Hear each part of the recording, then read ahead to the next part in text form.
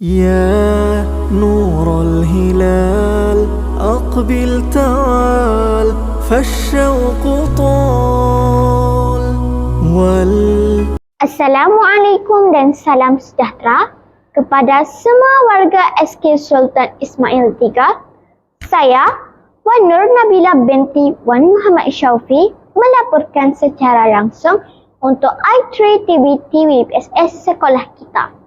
Bulan Ramadan yang penuh barakah ini kembali lagi. Baru-baru ini, sekolah kita telah berjaya menyempurnakan majlis pelancaran program IA Ramadan 2026 yang dirasmikan oleh Guru Besar kita, Encik Muhammad Izzuddin bin Muhammad Zaid. Program ini bertujuan menjana modal insan dan meningkatkan sahsiah peribadi kita sepanjang bulan yang mulia ini. Semua guru dan murid diminta berdiri tegak dan bersedia. Panjang tahun lepas, program ini Ramadan. Siapa boleh raya?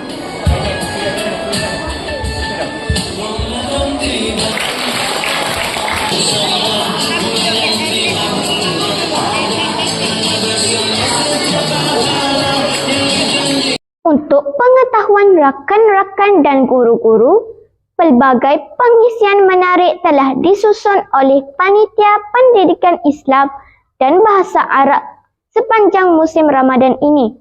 Antara aktiviti utama yang dijalankan termasuklah tadarus Al-Quran, sesi mengaji berkumpulan bagi menghidupkan cahaya Al-Quran di sekolah, kuis terbuka IA Ramadan, uji minda anda dengan pengetahuan agama yang bermanfaat, pertandingan mewarna sampul raya, peluang untuk adik-adik menyerlahkan kreativiti seni mereka, tabung IA Ramadan dan sumbangan, platform bagi kita semua untuk berkongsi rezeki dan bersedekah.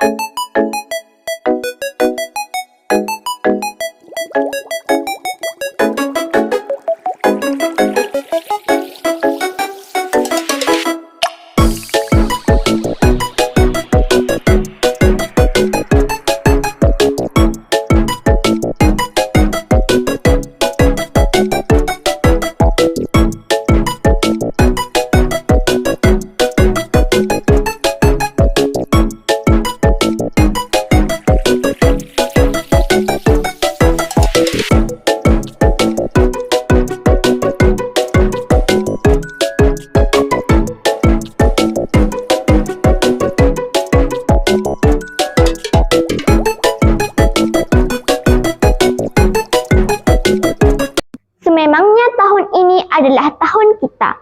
Sesuai dengan slogan sekolah, guru cakna, murid terbina. Diharapkan semua aktiviti ini dapat melahirkan generasi khairah ummah yang kita cita-citakan. Jadi, jangan lepaskan peluang untuk menyertai semua aktiviti yang telah diaturkan. Mari kita penuhkan Ramadan tahun ini dengan amal ibadah yang berkualiti. Sekian sahaja laporan saya untuk i3 TV kali ini. Saya, Wan Nur Nabila binti Wan Muhammad Syaufi mengucapkan selamat menjalani ibadah puasa. خليد بالقرآن هو إمامنا على هداية الله آمتنا خليد بالقرآن هو إمامنا